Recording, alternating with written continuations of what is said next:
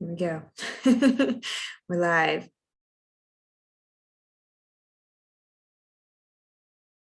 Is Alan going to be with us today? I'm looking at my little roll sheet here. And Levert's the only other one I don't see who's on our sheet. Do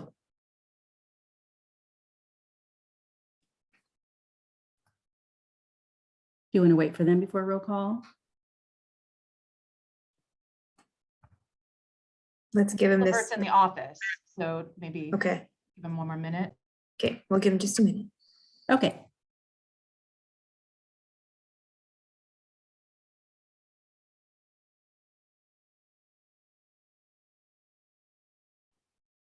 The roads look amazingly good considering all of this snow. I look out of a window, so I'm sitting here staring at Swartz Road. For anyone who's listening here in KCK, Swartz Road right in front of me. It looks great still. It doesn't even look like it's snowing. It's amazing. So I will take this kind of snow where the roads are not awful, and hopefully that'll continue through rush hour.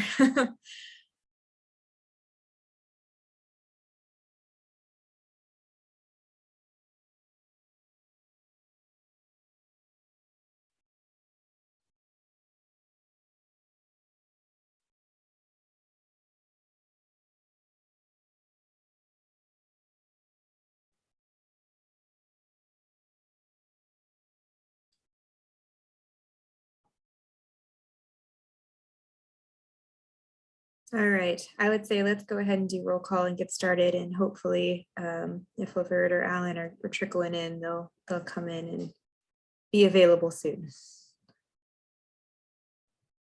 Okay, roll call of the ARPA committee members. Commissioner Markley. Here. Commissioner McKiernan. Here. Commissioner Townsend. Here. Commissioner Bynum. Here. Commissioner Davis. Here.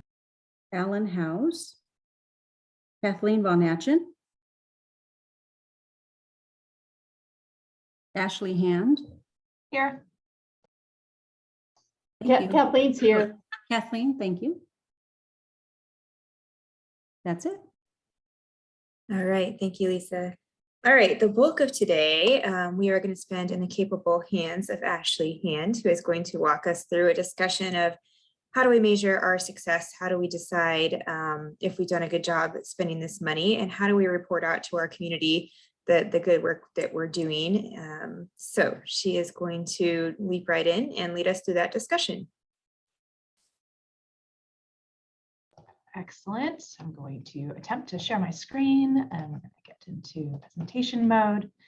So I think, there are a lot of tools at our discretion when we come to understanding how we want to measure success. And we spent some time, I reached out to several of the departments and talked to various folks about metrics that they're already using so that we can really kind of align our recovery to the policy framework that the commission has established to date and is guiding a lot of our spending decisions already throughout the organization. And I just want to kind of throw a note of caution that some of these measures of success that we're looking at and we'll discuss today do go beyond the local recovery funds and the specific categories that they outline. And the reason for that is because we acknowledge, and this committee certainly has been very heavily involved with the other efforts to find and identify grant opportunities, and knowing things like the infrastructure bill will have money coming towards our community, it's really important for us to kind of look at that whole suite of opportunity around our recovery. So I know that can sometimes get confusing, and when we get into discussing what's going to come next with our first community workshop, we will hopefully start to clarify where those lines will fall. So starting with a discussion of measures of success, I thought it would be important to kind of look at the two different ways that we can assess impact. There's the very kind of straightforward output measures. We, supported X number of nonprofits. These programs service X number of residents or small businesses. Very kind of straightforward reporting measures. And there's quite a few that Kathleen Von Atchen and her team have to report to the federal government as part of our funding. Slightly more challenging, but certainly a very important approach is to define outcome measures. And this is really how are we moving the needle on community outcomes across Wyandotte County and Kansas City, Kansas. And this gets into some of the various policy decisions that have been made by the commission and the various plans that have subsequently come from our departments, such as public health, our planning department, in the work that Public Works does around our capital maintenance and improvement plan. So I wanted to share with you to start what is already being provided to the federal government as, and these are specifically output measures across the kind of three major categories. And here they've kind of combined both the negative economic impact as well as disproportionately impacted communities, which we had previously been talking about as separate two different types of categories. But these are pretty straightforward. The number of small businesses served, households served, FTEs rehired. So there's, these are pretty straightforward measures that we will be able to easily track, not only through the quarterly reporting that finance will provide to the federal government, but we will also include that on a dashboard tool that we are working to build, tracking our success. I wanted to take one step back before we go into discussing some of the outcome measures and what you would like to see as a committee. Commissioner Bynum, during one of the infrastructure subcommittees, you raised the question of the fact that we as an organization have not explicitly defined what we mean when we talk about equity. And so I did some digging and went back to an executive order from the Biden administration from 2021, where he explicitly outlines what he means by equity and underserved communities. And this is, I think, very useful as a framework as we kind of think about how we move forward. So it's not just the fair treatment of people, of all people, but really understanding that there's an impact on our underserved communities where there is additional work that needs to be done. And so I think that's something that they explicitly call out here.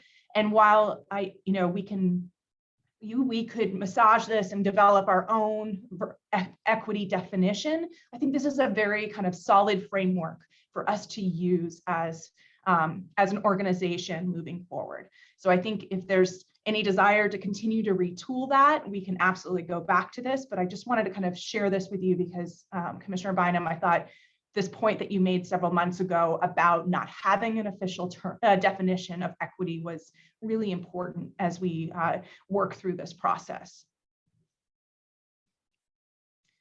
And then another thing that the American Rescue Plan does define is different ways of promoting equitable outcomes. So as we think about those outcome measures, we have to acknowledge that there are things that we're going to have to do to reach into certain communities to kind of level the playing field and kind of rise the water for everyone, so to speak. So I think this is understanding that we need to kind of identify, are there goals that we should be setting that specifically identify historically underserved communities, raising awareness to access the funding options is going to be really important. So communications and marketing will be very important to making sure that we're reaching into historically disadvantaged or disproportionately impacted communities, as well as making sure that we look at where we put these services within the community. Are there, different barriers to access based on, application criteria? And I know we've got iParametric on the phone today as they're thinking through the nonprofit application. We need to be, mindful. Are we putting people at a disadvantage by raising a bar to a point where it's not actually very practical for us as an organization and as a community, not necessarily getting us to the goals that we want to accomplish, but it does potentially leave people behind. So making sure that we're measuring and understanding how people are able to access these services is important.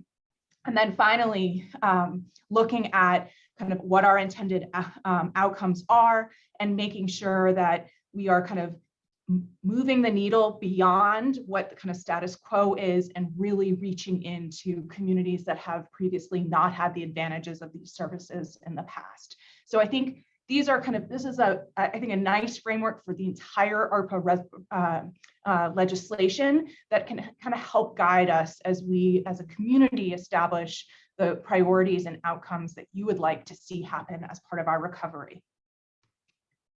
So earlier, and I guess late last year, we worked through 3 kind of goal areas to focus on as we think about our recovery. Community health and well-being is obviously front and center as we are still living with the pandemic. But this recognizes not only the pandemic response, but a lot of the community health issues that have emerged as a result of the pandemic itself. We're seeing a huge spike in mental health needs and other areas where there's just a lot more support needed for our community as we try to kind of move forward to whatever this new normal should look like.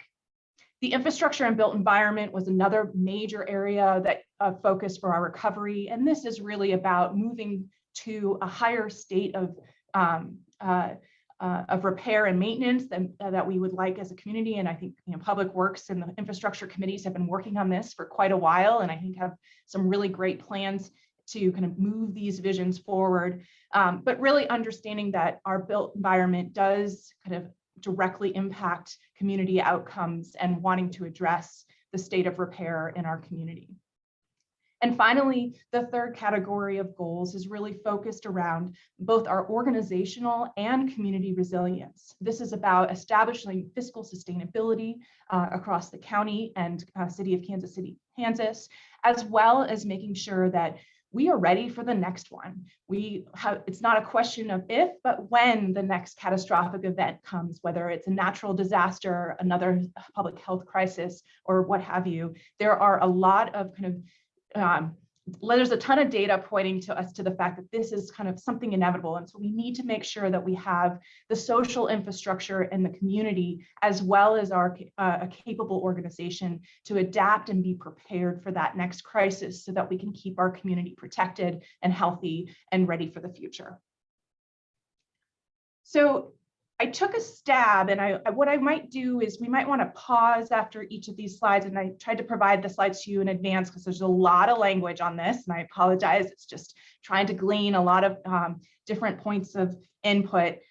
But when it comes to our community health and well-being, some of the measures that were proposed in terms of outcome measures do come directly from our community health improvement plan and our public health department in terms of the work that they're doing to address a lot of the issues that we have seen, not only during the pandemic, but as a result of the pandemic. And so some of the measures that they have proposed here are included in our CHIP plan. So we're already tracking these measures, but and this data is fairly readily available, is looking at our median household income, obviously acknowledging a living wage and kind of the cost of living is something that's important to addressing equity in our community.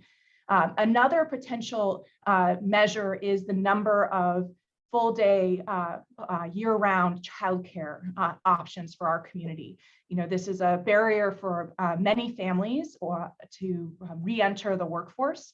And certainly there have been quite a bit of challenges as that industry as a whole has seen a lot of people leaving the job force. So there's, looking at making sure that we're kind of providing those essential services for our workforce is something that we could potentially look at. And it's not necessarily the UG providing those services, but the ecosystem of community partners and even for-profit efforts across the community.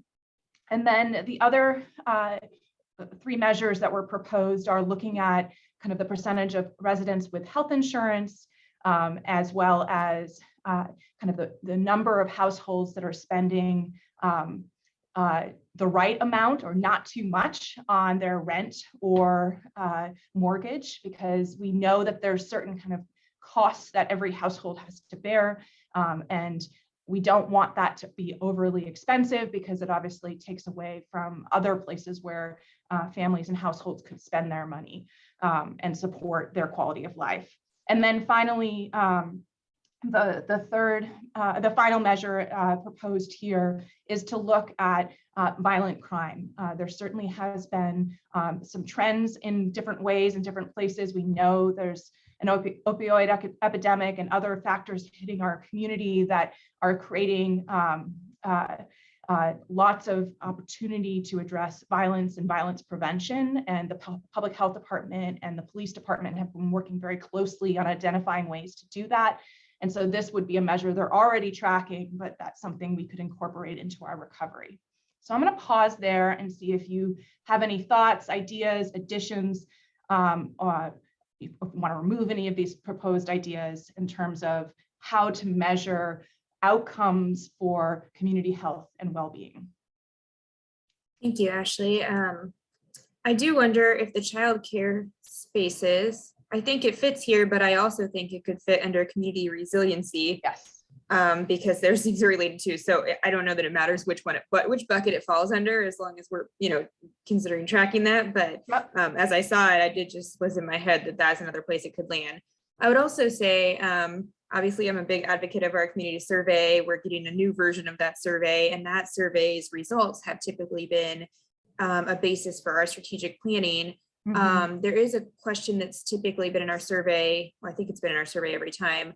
That says how much of a problem is each of the following issues in your neighborhood, and it covers crime, drugs, loose animals, unmown lots, noise, all of these different sort of quality of life issues. And I wonder if somehow we incorporate that question and its responses into it's sort of a way of gauging that squishy thing that is quality of life. Yes. But I wonder if we use that question as a way of gauging that. And if anybody's keeping note, it is question 16 on our survey. I am taking notes, and that's very helpful. I think I'm looking at the survey from last time. Yeah, from 2020. So 2020 survey, it was question 16. Okay. So those are my thoughts. Commissioner Davis. Yeah, I kind of have two thoughts. First, well, I'll start here. Then if we can go back to the page on equity, that would be great. So, and this is just kind of point of clarification. Are these aspirational measurements that we're talking about, like things that we would like to put money towards and then measure? Or are these measurements for money that has already been allocated and where we think more money should go? I guess I'm confused. For example, we're trying to measure the impact of the ARPA dollars and grant dollars that we're going to give. So these are the measures. We're saying, how do we measure the impact of the ARPA money and grants that we're receiving, so we can report out to the community how we did. We want to be able to say, we spent all this ARPA money, we gave money to all these nonprofits that, the ones that are going to be applying through us, and here's how that improved your life.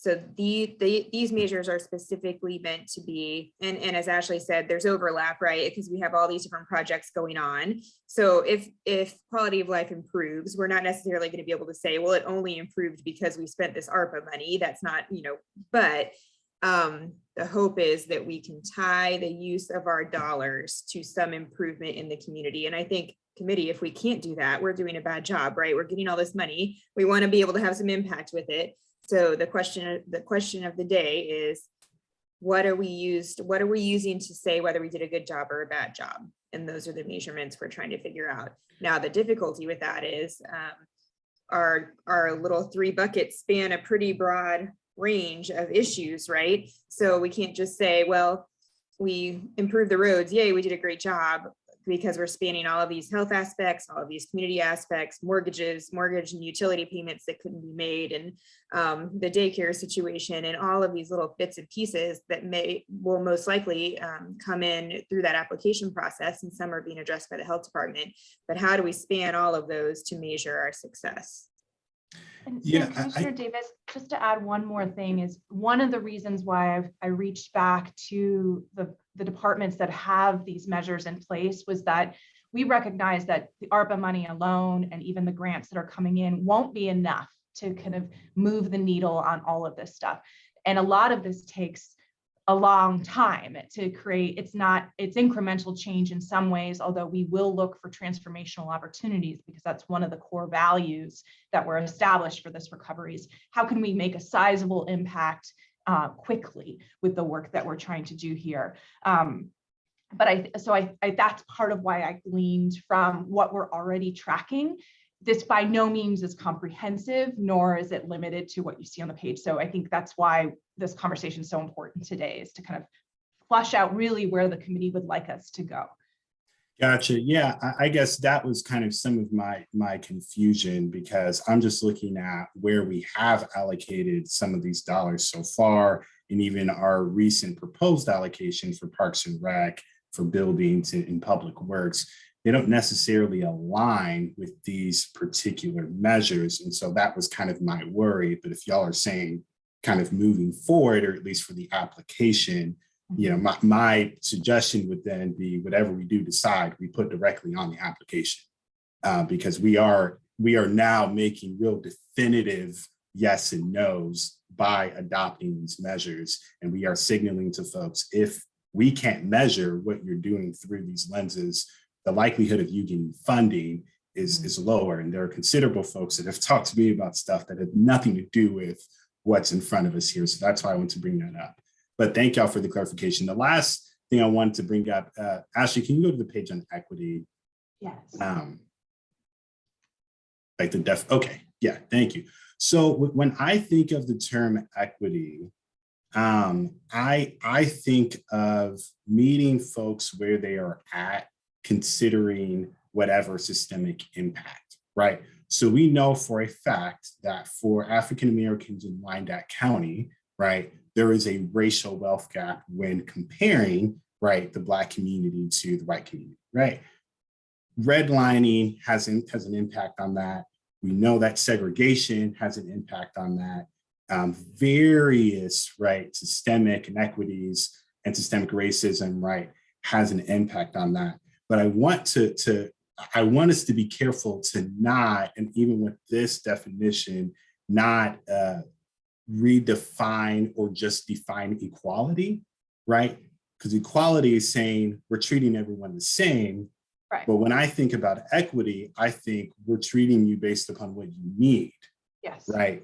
I don't know if you all have seen that whole graphic with the fence and you know, seeing who can see the game or whatever, and it's about removing barriers. And so I think if we can be very aggressive about this, because although we have a lot of diversity here in Wyandotte County, when you look at, I'm just thinking of like We Are Wyandotte and all the work that they've done with their reporting, the racial inequities in Wyandotte County is quite honestly appalling.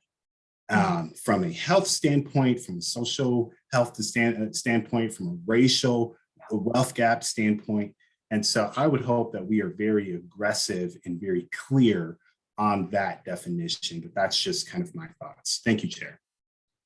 Commissioner Davis, I might just offer to, within this last community survey, there were several determinants of health questions that we included, which I think will help with another data point that we can start to track, that if we can see people saying, these are not things in my life anymore because we've invested in programs and services and partnerships to make a difference there, I think there's a lot of opportunity to really kind of track that. So that is a new set of questions that the health department had added this year. So it'll give us a baseline, and hopefully in 2 years when we go back and resurvey the community, those might be one of the many ways that we can start to measure whether or not a focus on equity has made a difference for our community. I would also say, I mean, I think this definition, obviously it's a very attorney-like definition. I like it from that perspective, but I mean, I think the fair and just aspects are those pieces that get to Commissioner Davis's point that equal isn't always the same as fair, right? And it depends on the circumstances, how that fairness is applied across those different populations. And I think that's why the words are in there, because otherwise it would just say consistent and systematic equal treatment, but it doesn't say that. It says fair, just, and impartial, which is a kind of equality, but it says it's got to be fair and just, not just equal. And from an attorney perspective, if you wanted it to just be equal, you wouldn't have used those other words. You would have just said equal treatment, and that's it. So I do think, I think in a very legalese sort of way that's captured in here, but I think the point is well made and well taken. Kathleen? Yeah, I just wanted to remind the committee that part of the purpose of this presentation is to solicit ideas for other performance measures, not just the ones that are proposed here, but we're open to getting your suggestions. And so, fire away or send us emails and let us know, and we'll incorporate those into the next presentation when we talk about what we decide upon. So, okay. All right, Ashley, can you, I was gonna say, flip us back forward so people can see what we were looking at here. Any other thoughts or questions on this one? And again, as Kathleen just said, I know a lot of times things come to you in the middle of the night. So if you guys have thoughts later, or if you're flipping through some data points later and you have thoughts, certainly share those by email. But any other current thoughts or questions on these ideas for measures of specifically the community health and well-being? And Ashley does have additional slides for the other two goal buckets to go through with us. All right, I would say let's forge ahead to the next bucket, Ashley. So the next one is infrastructure and built environment. So the infrastructure committees have been working on defining outcomes for the investments to be made through our capital maintenance and improvement plan, but just overall understanding the conditions of our infrastructure and the ongoing need to invest in kind of above and beyond past previous investment levels because of the broad scope of our infrastructure and the current conditions. So the subcommittees have worked through several different measures that they have provided here. And this gets a little specific. And as I mentioned earlier, this does not necessarily reflect the scope of the local recovery funds, which is limited to stormwater, wastewater, and broadband infrastructure, but it does speak to several other opportunities, and I think starts to tap into some of the goals, some of the objectives that Commissioner Davis had mentioned regarding kind of investments in our public space and our parks and recreation centers. And I think, so this provides a pretty solid framework. There's quite a bit more because the CMIP process, as a very rigorous planning exercise that has been led and championed by the Public Works Department over many years, has also created its own framework. So I'm going to kind of go through all of those options so that we don't necessarily exclude this. You have it in your in the PDF I shared with you all. But this really kind of helps understand how those projects are picked and prioritized. And that is something we'll talk about in a few minutes, is how do we prioritize across all of these different opportunities, and really understand how do we pick one thing over another and then communicate that to our community. And this really kind of gives you that very comprehensive view and perspective. And I think it speaks to a lot of the resiliency goals that have been identified for our recovery, as well as linking into community input and feedback that we've already heard through the master planning process, as well as kind of preparing us for the future. And I think what's also helpful is that the CMIP process has already created a weighting mechanism to allow for further prioritization across these various aspects of each project. And I think these weights kind of are a good clue as to kind of various decisions that need to be made, but also does guide how specific investments are prioritized. And so I think that's something that is noteworthy. I'm going to go back up to this one, but feel free to have me toggle through the various pages just a lot of text, and I apologize for that, but this does give you a bit of a snapshot of the rigor that's already been created around our infrastructure and built environment. And so I think we just have to kind of ask the question of the committee, do we want to assume the work that's already been done by the infrastructure committees and pull those into our recovery? Do we need to go further than that? And is there anything else that you'd like to see? So clearly I looked through your presentation earlier with the survey next to it.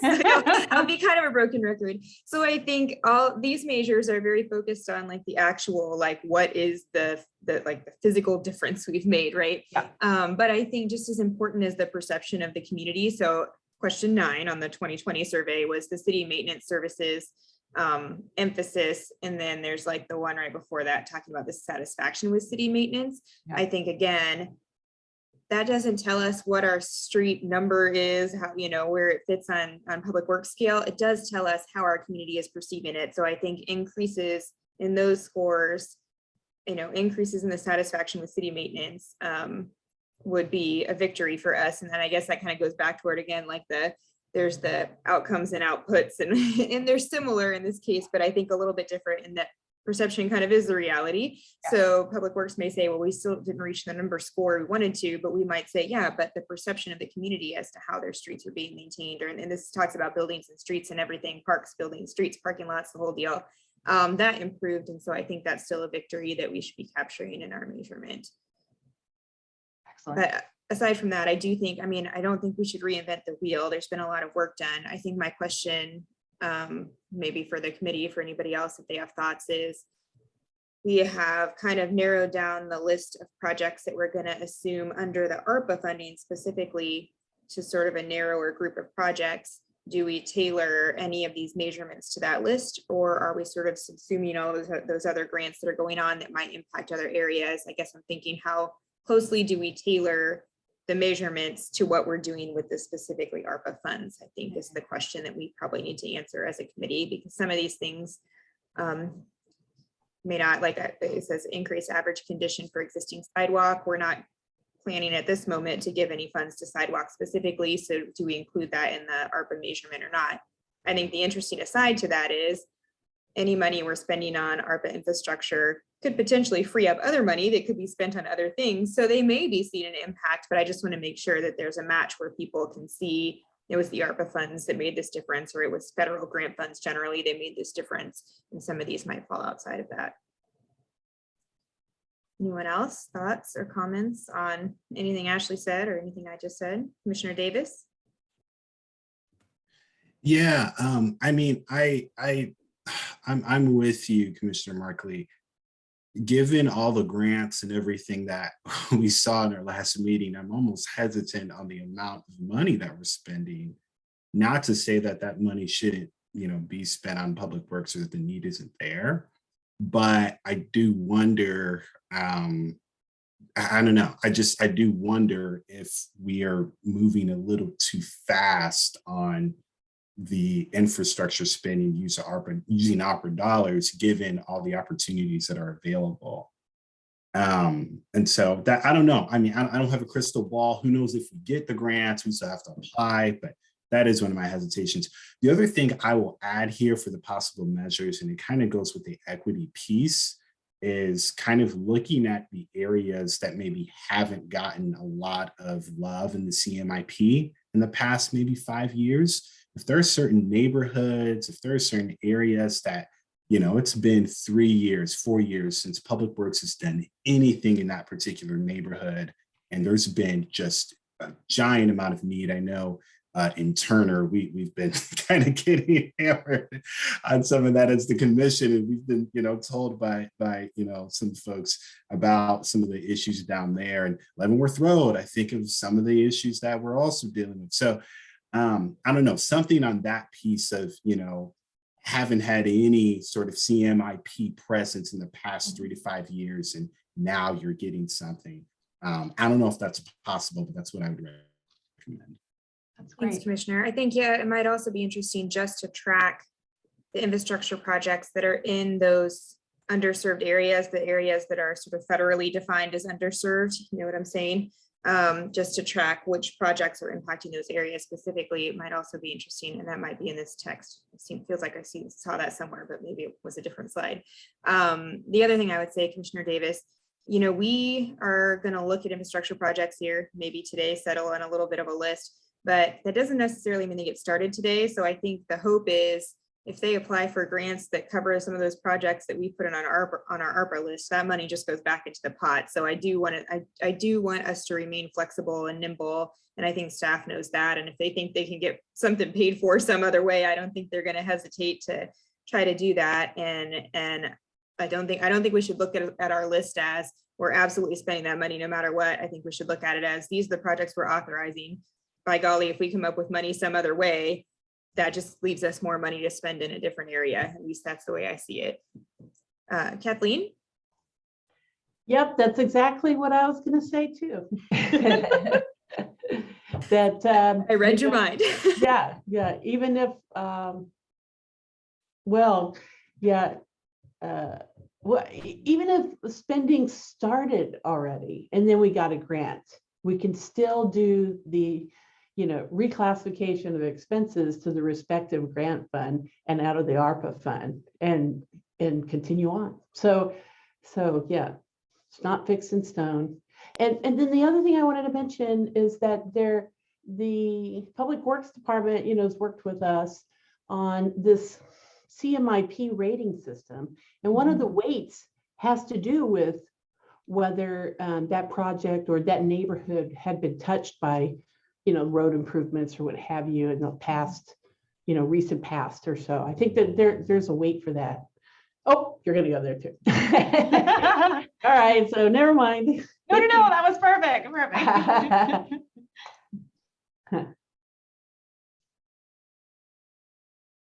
So Commissioner, do you want to continue talking about this one or? Any questions or comments? Ashley, do you have any questions for us based on that feedback? That's always welcome too. You can question back at us.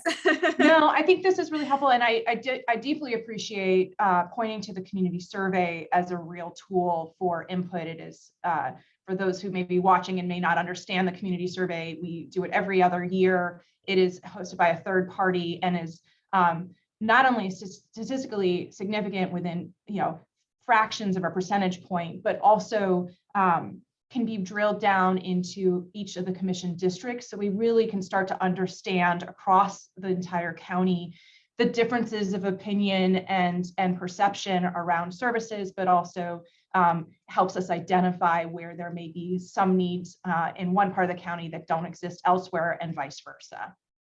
Yep, absolutely. Hopefully all of you out there, if you received your survey in the mail, you filled it out. It's really important, and it's really been a good guide for us in terms of analyzing where we're doing a good job and where we need to improve. So Commissioner McKiernan. Thank you. Ashley, if you could go back to that previous slide. Yes. I know, nope. This one? Or that one.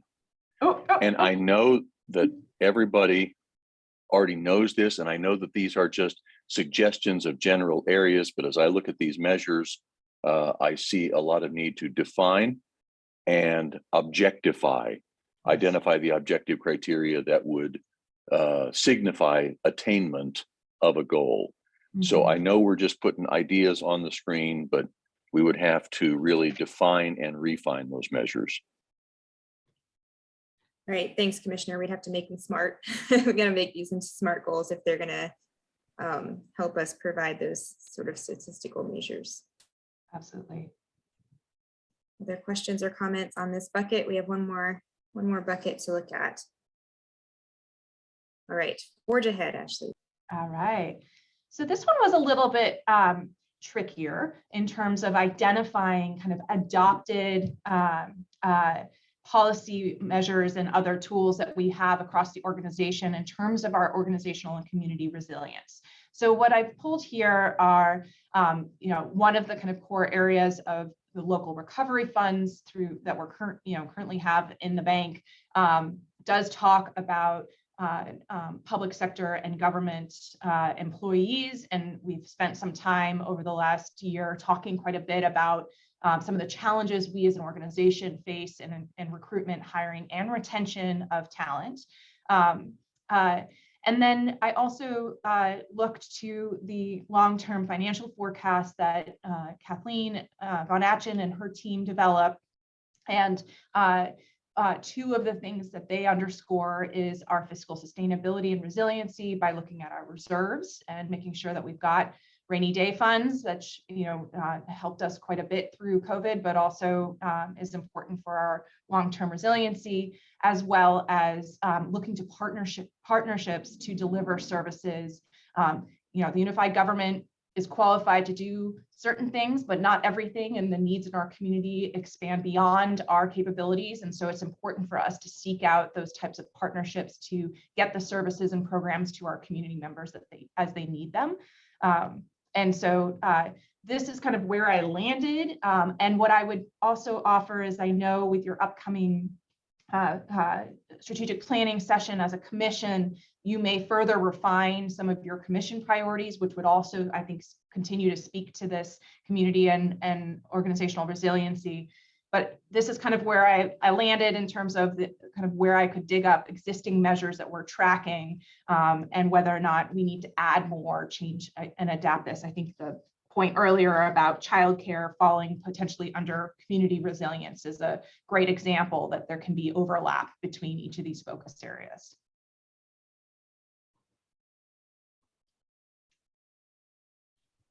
All right. The only survey related area I came up with that might fall under this is there is a lot of discussion in our survey about how we communicate with the public and how they feel their interaction with the unified government is going. Yep. So I think those would be the potential survey links for this section. Commissioner Davis? Yeah, I will say these possible measures, at least right now, seem very internally focused.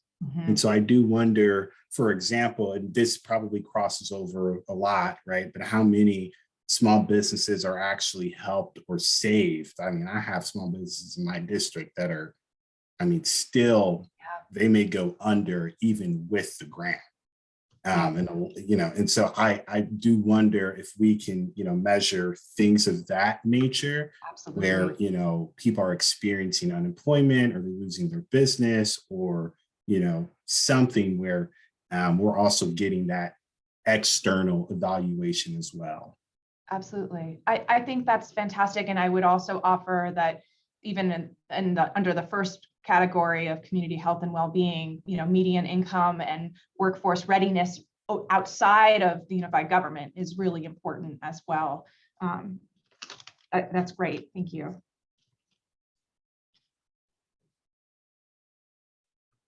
Yeah, I think that organizational and community resiliency, we need to balance how much is organizational and how much is community, but there is a lot of overlap, I think, with that first category as well. It's like, that's where we talked about the childcare potentially maybe belongs under the community resilience.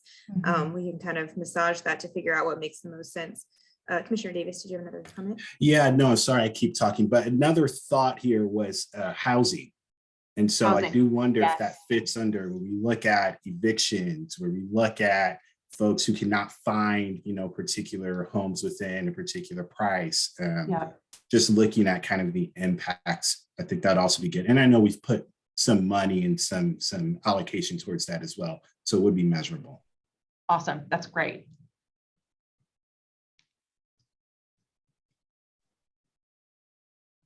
Other comments?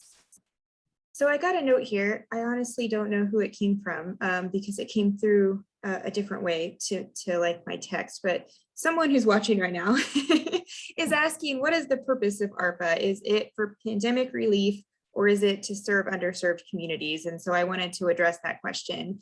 It is for pandemic relief, but it is for pandemic relief with the understanding that those underserved communities have been impacted by the pandemic in a more severe way than other areas. So that's why we're having this discussion where we're weighing all of these issues.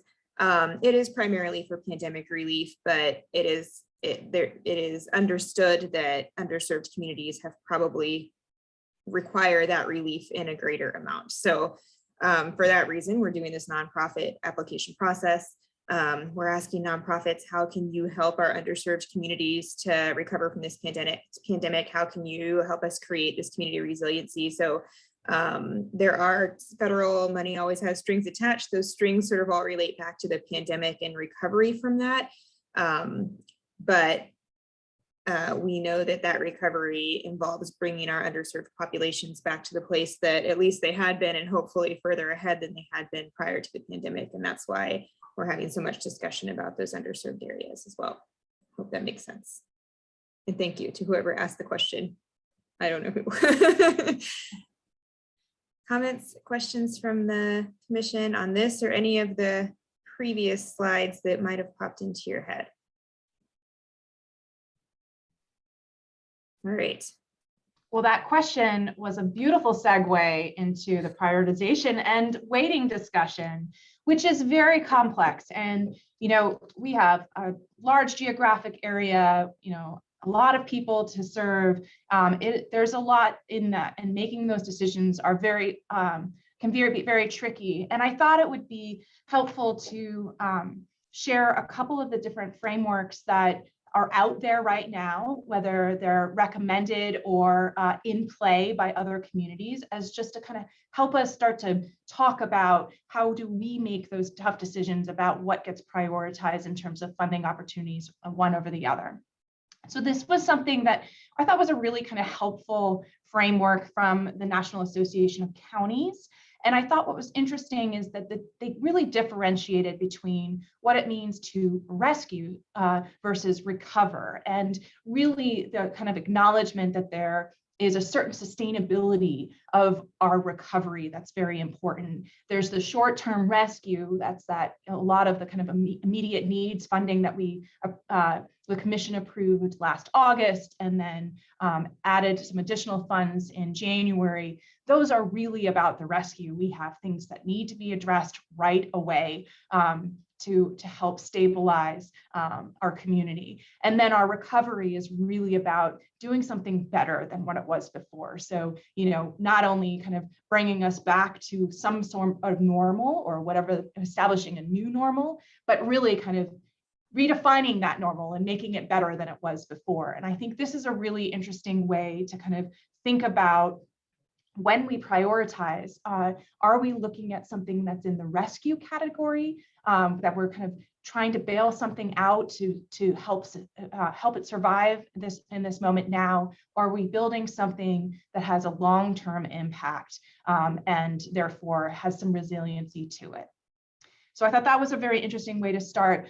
And then I wanted to show with you some of the other communities around the country have been doing to kind of monitor impact. And I thought this was a very straightforward way that King County and the city of Seattle have been tracking impact. And what they were looking at is kind of the current state and where they're at as a result of the pandemic impacts.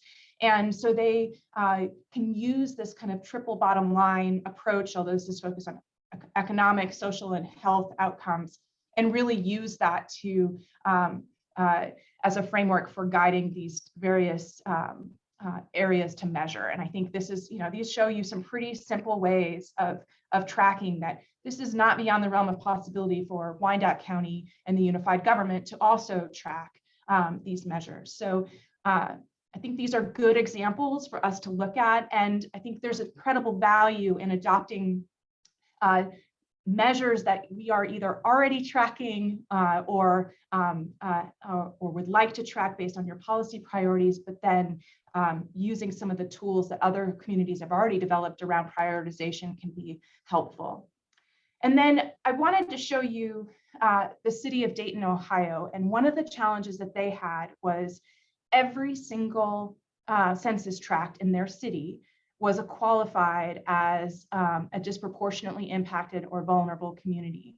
And so they could not figure out how to prioritize across by geography, because every single census tract had incredible need. So what they needed to do is go into additional measures to help with fleshing out that prioritization of where. And this goes back to Commissioner Davis's point of, like, if it hasn't been touched in a few years, maybe that's something that we have to add in as a factor for prioritization. And so what they did is they took and added these additional measures as a way of kind of starting to map out where impact has been felt, but also to help them prioritize where to put funds. So if you look at this, and I apologize, this was a screenshot during a webinar that I sat in on, and but this kind of shows you how these additional factors start to identify specific areas within their community where there has been disproportionate impact. And you look at this one where it actually looks at mortgages issued, which is an indicator for home ownership. This part of Dayton has a much greater percentage, and you can see here that's also reflected on the disproportionate impact, that they had less of an impact where there was more home ownership in the community. Now, all of this data is available to us for our community through My Sidewalk, which is a tool that we currently use. It is the backbone behind the CHIP performance measures, our community health improvement plan. So we could use these tools and maybe even define additional measures to start to hone in on where to prioritize investments over time. And then the other kind of tool that's out there and a resource that we could potentially examine is the National Equity Atlas. And I had a great conversation with the folks at Policy Link that run this. And fortunately for us, just as of the last year or so, Wyandotte County is now included in this National Equity Atlas. And it provides a variety of specific measures of impact and kind of community profiles to help understand kind of where everyone is at in the community. And we have this data, it's available to us as we have now, and they even go as far as providing additional resources and recommended actions that we could specifically take. So, they get to the point of even recommending programs and services that you could offer to try to bring up communities that are currently at a disadvantage. So I'm going to stop with that. I don't know if there's any interest in pursuing this and how far you want to go today, but I thought it was important to share with you, and we know we only have a few minutes left for this part of the conversation, to really show you there are ways and mechanisms that we can continue to prioritize it in a very data-driven way, whether it's community survey input or community data and profile information such as this. Yeah, so for those of you who went through the CARES Act process, you know that we're going to see a ton of applications over a whole broad range of the spectrum. So I think this sort of weighting or prioritization idea came up in discussion regarding the application as well, because we used a weighting system in that analysis, and it helped us to sort of narrow in on all these applications are amazing. They all want to do great things, but is buying this organization over here, Van, going to have the same impact as, some other project that is impacting maybe community violence measures? So it helps us to prioritize a whole bunch of good projects to figure out which of the good projects is going to have the greatest impact on the measurements that we're proposing, right? Because that's the goal. If we're going to measure our success, we want to use the programs that are going to impact that measurement in the most positive way. So now we're saying, okay, Ashley's helped us, look at this measurement concept and what are we going to measure? Now we need to decide, are we going to weight the applications that we review as a committee differently if they meet certain requirements or if they meet certain goals within those measurements? And so that's really just to kind of zero in on the topic of discussion and what that weighting and prioritization is about. We need to decide as a committee, when an application comes in and we have measurement A, and that application is going to increase measurement A, are we giving them additional points? Are we giving them a bonus and moving them higher up on our list of applications because of that? Commissioner Davis? I just wanted to say, Ashley, we are headed somewhere. I am ecstatic. I'm so happy to hear that. We are headed, because beyond ARPA, I think this has been what we are missing as a government. This level of detail and analysis is what I think is going to really bring our community just forward in ways that we have not imagined. Can you go to the categorization part it may be a couple slides forward, not that one, not that one. Or it might be back. I don't know. Oh, It's- I don't know. I'm just It talking. had like median income, and then it was like a whole list of stuff.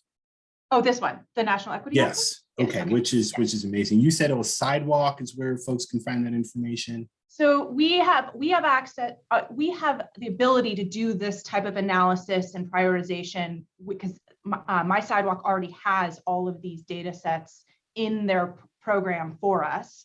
So we could say, hey, we want to just borrow this whole thing from Dayton, Ohio and apply it to Wyandotte County and see what it looks like. And we could absolutely run that analysis. And I think, with the committee's blessing, be happy to pursue that, to kind of see what it looks like on a map of Wyandotte County. And maybe not all of these variables are a priority for the commission, but this is just where the Dayton, Ohio went kind of above and beyond some of the typical measures that they were looking at. Gotcha. Well, if you could go back, I think it's the one prior to this one. Then I'm sorry. No.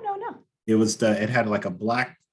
Okay, that was the National Equity Atlas. Okay, the National Equity one. Which I is just also wanted data to- available to us.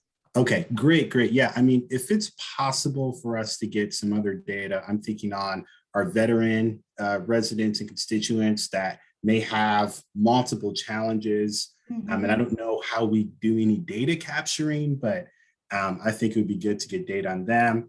I don't know if I see anything for physical or mental abilities or disabilities. It may be on there, I may be missing it, but just in case. I'm also thinking about our LGBTQIA plus community. Yep. And then I don't know if there's anything on age here, but those would be some other ones. When I think of our elderly population and kind of how we're getting data on whether or not we are serving of those folks. If we can get some of that data and just to see if we're even serving these populations or if there are inequities there for our veterans, for our elderly and others, that would be amazing in addition to what we have here. Thank you, Chair. Absolutely. Thanks, Commissioner. I don't think you will find any commissioner on this call who doesn't love data and appreciate how it helps us govern better. So we're all on the same team there for sure. Commissioner Townsend. Thank you, Madam Chair. Good afternoon, all. I'm going to stick with the same National Equity Atlas slide and ask Ms. Hand, who's done an excellent job as always with this presentation, what is the lowest segment, if I can use that term, of information that can be derived? Can you do this by a block, by a zip code, by, Yeah, there is definitely, let me stop sharing my screen. I might be able to even pull up the National Equity Atlas for you so you can see how the map works. It is definitely, there is definitely aggregation that occurs, which is why I think we would look at perhaps a combination of the My Sidewalk tool and the National Equity Atlas to see kind of what level of specificity can we get to. I think, it becomes challenging for privacy reasons and things like that, but also how that data is collected, that you can really look at that. So let me see if I can, I'll try to pull up an example of Wyandotte County for us. Oh, I had a slide in there. Let me see if I can.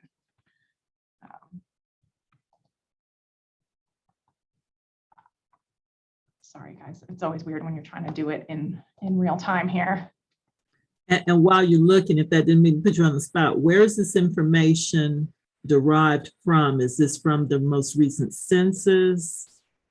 It's a variety of indicators. So yes, absolutely the census, but they look at other, like HUD and other data that they have at the federal level, and then they kind of have a formula for kind of based on their indicators, so that to kind of show what it means to a specific community. Sorry, guys. Might be good to go to somebody else while I try to pull up the map. Right. Alan, go ahead.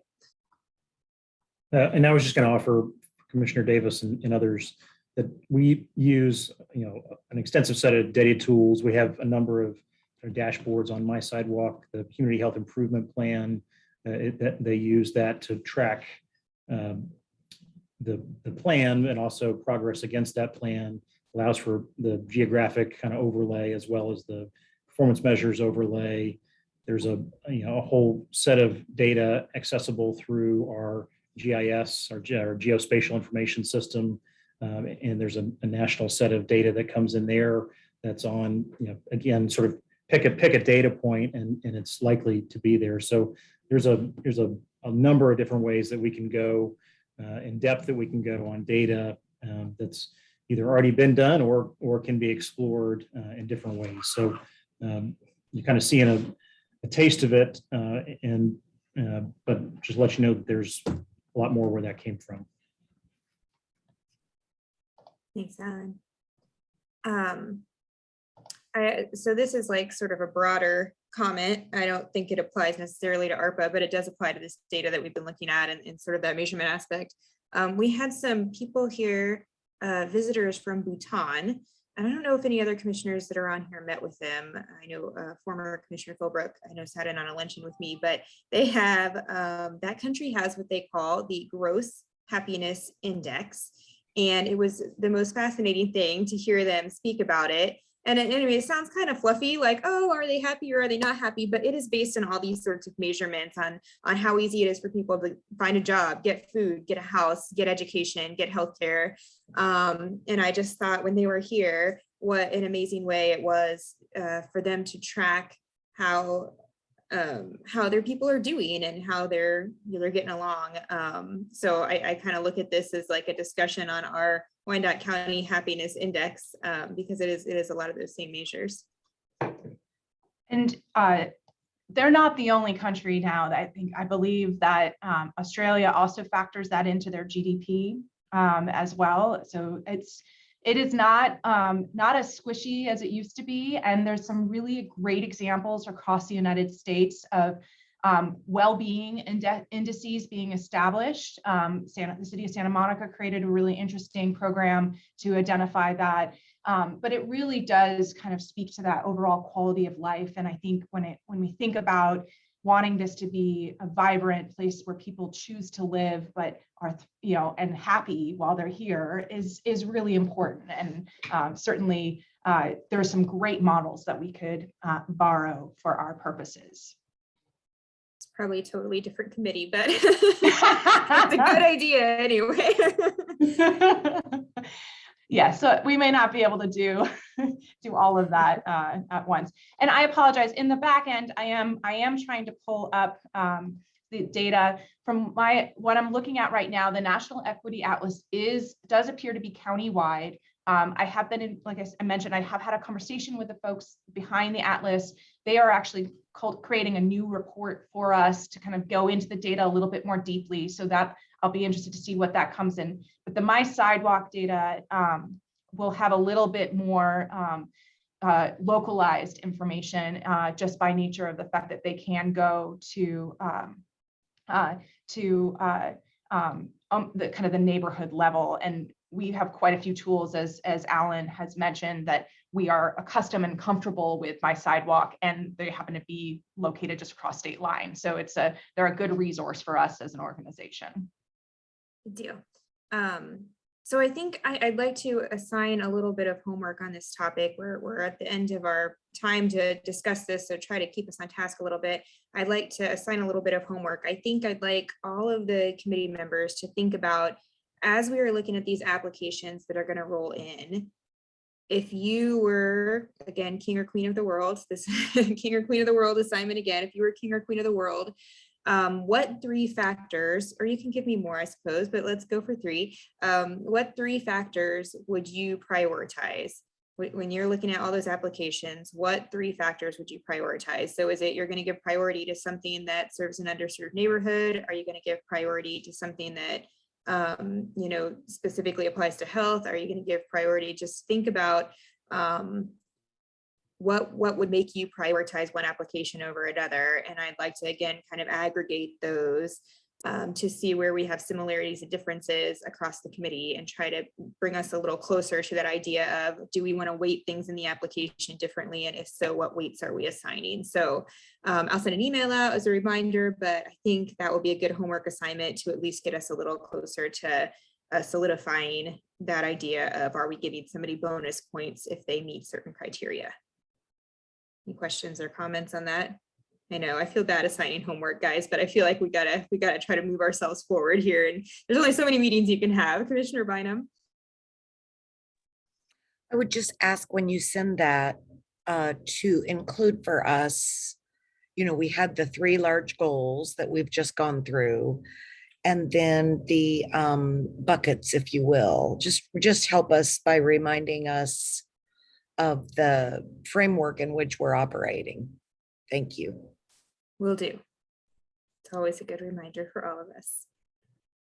All right, any other questions or comments on this segment right now that staff needs to hear right now? If not, obviously email, phone calls, still lots of opportunities to ask questions and interact with staff or myself over those issues. But if there's nothing else immediate, we're going to jump to the next topic, which I think is, are we doing infrastructure next? Or are we going straight to Ashley for community outreach? Well, I have thought this well, I was just going to say this, the next topic I had was to allow the committee to follow up with further discussions on the projects that you saw and talked about. Perfect. I couldn't remember what order we were going in. All right, so yeah. Let me see here if I can share my screen.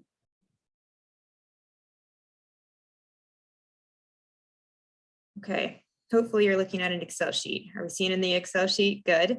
So just to recap, last meeting, I talked about the aggregation of all of our king and queen of the world infrastructure homework. And I suggested that we move forward with a recommendation to fund to fund the projects that 3 or more commissioners agreed on. And this is a list of those projects that 3 or more commissioners had on their infrastructure list.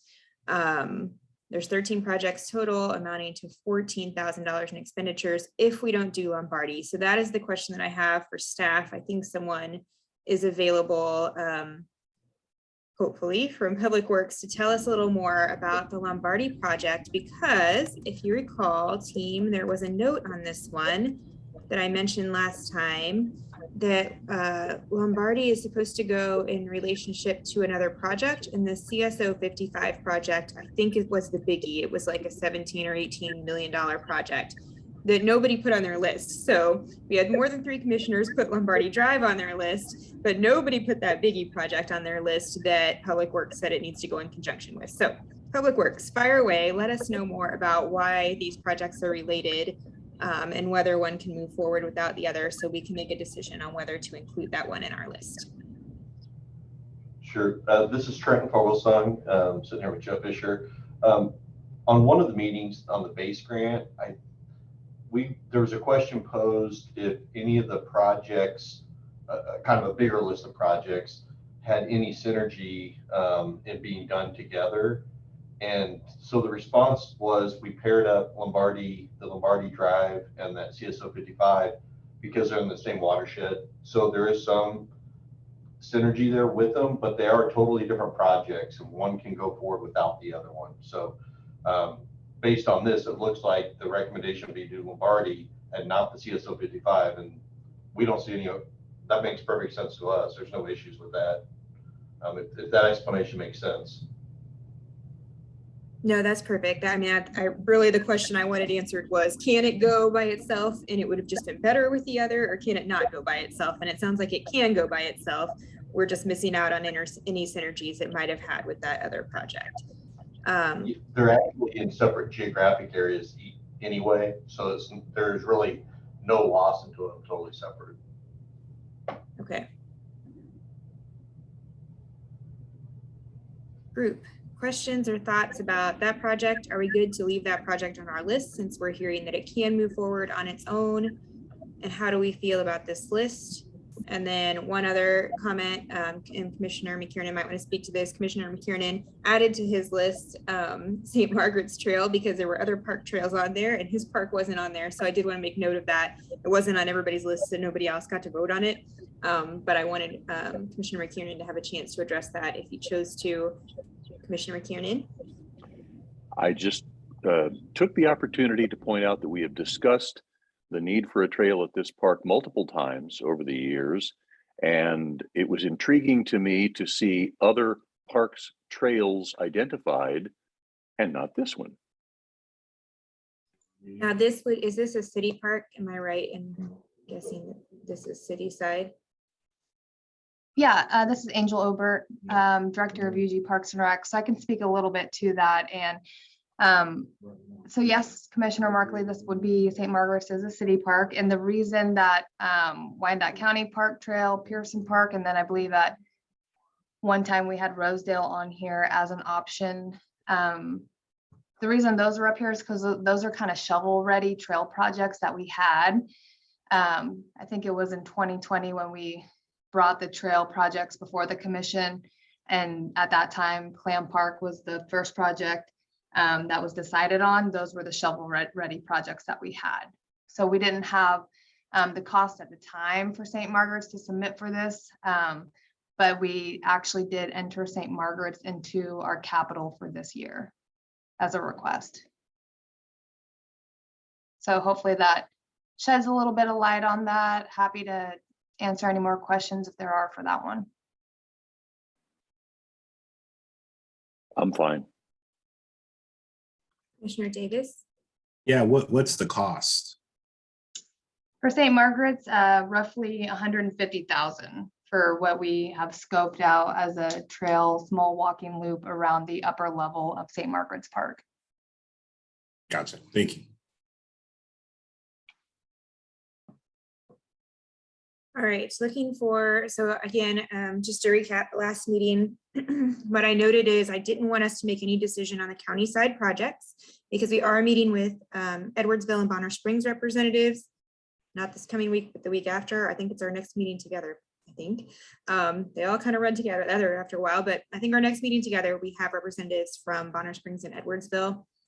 So I don't want us to have really any further discussion on the county side other than that we have sort of done a little homework and can provide them with some background as we have discussions about what to do with our remaining county side funds.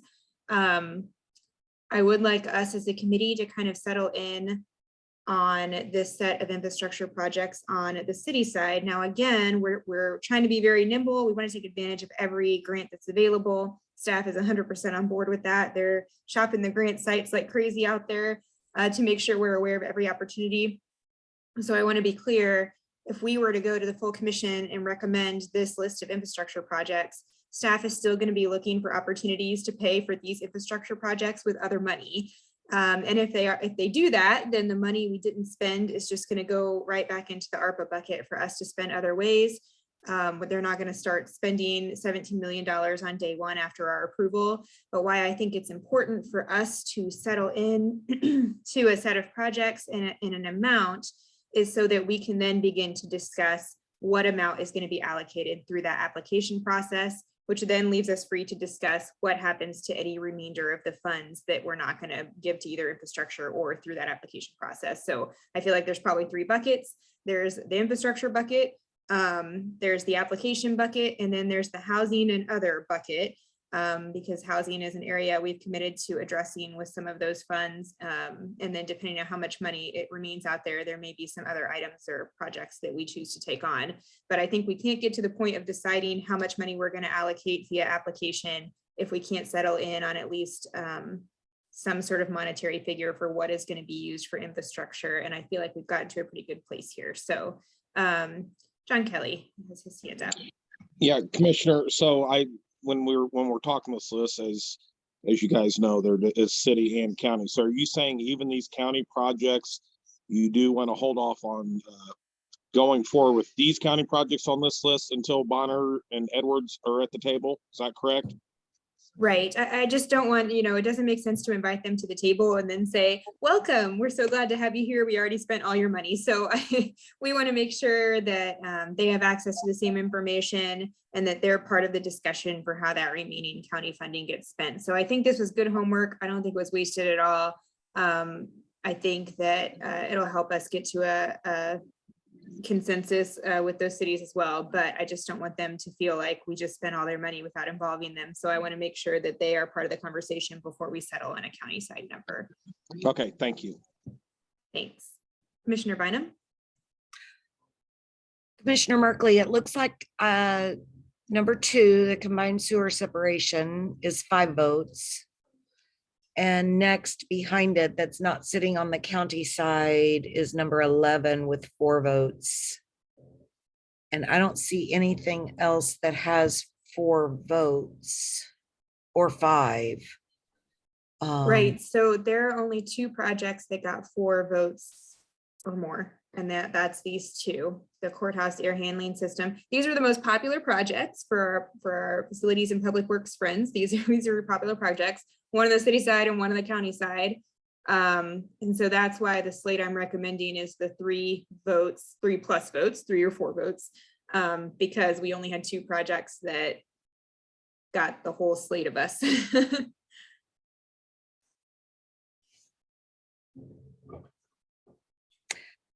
And I know that in other meetings, we've seen presentations on grants we're trying to achieve for other projects. And I don't know if seeing it all side by side would be beneficial, but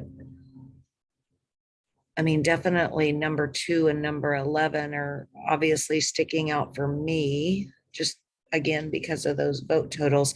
And so you're asking us to kind of get down and rumble on the 3 vote items. Yeah, what I need to know from this committee is, based on our little informal king and queen of the world homework, these projects that are listed on the spreadsheet that say 3 plus votes, these are the projects that the majority of this committee said, yes, let's spend ARPA money on these infrastructure projects. And what I need this committee to say is, nope, I don't agree, or yes, I think that's the slate we move forward with the understanding that we'd all be happy if those were funded some other way and that money fell back into the ARPA pot. But like I said, I feel like we have to get to a number so that we can move on and establish the next number. So we can't just leave it hanging out there forever, because we need to get to a point where we can tell the applicants on these applications how much money is out there for them to apply for. Right, I see what you're saying. I'm leaning toward 3 vote projects that are cheaper. So I really like number 12 and number 10 and number 9. Just my thinking. Okay. Because, if we could spend that money and really achieve something that's needed, I think that's important. Okay, good feedback. I will tell you, as a committee, we were across the board in terms of our, I think, underlying thinking and what we should spend on infrastructure. From we should spend every dime of ARPA on infrastructure, that is an area of primary importance and nobody else is going to do it for us, to we should spend as little as possible on infrastructure and just do a couple of projects. So we spanned the range, which is part of the reason that I had you do this homework, to try to figure out where that middle ground might be, because there was definitely literally from like spend every dime to spend as little as possible, pretty much within that range. And I assume that's reflective of what we would see from the full commission as well. Just we all have differing ideas, I think, on what makes the most sense there. All right, Commissioner Bynum, did you have any other comments? Just want to make sure you got your, okay, she took her hand down. I'm guessing that's a no. All right, I have Commissioner Davis next. Yeah, I do know we have our public engagement session coming up. Just as a thought, I mean, would it be worth it to hold off on this just until after hearing the community? I can already hear some folks thinking a certain way about us saying, here's the green light on millions of dollars, and then we're going to hear about your thoughts.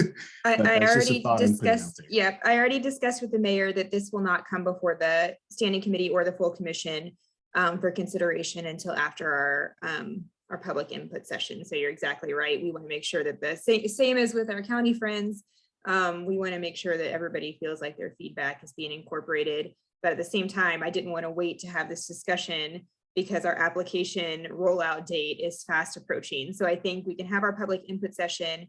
We can do a wrap-up meeting as a committee after that, make a decision about if anything changed on this list in particular, and then it'll move on for approval by the standing committee and the full commission. So that's my thinking on the timeline.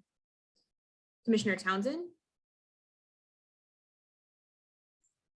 Thank you, Madam Chair. I think with the last comment, you just addressed a similar sentiment that I share with Commissioner Davis about it being perceived to the public that we've already decided, although that is part of what we're being asked to do. And I will say this for my evaluation of these projects, I found it very helpful, indeed invaluable, to have had the ranking by staff, the professionals in-house, of what needs to be done, what can be done with or without the one or two we mentioned earlier about the synergy that may be lost with, I think it was the Lombardi project, but one clearly that seemed to move a lot on this committee to be achieved. And I was glad to hear it can be done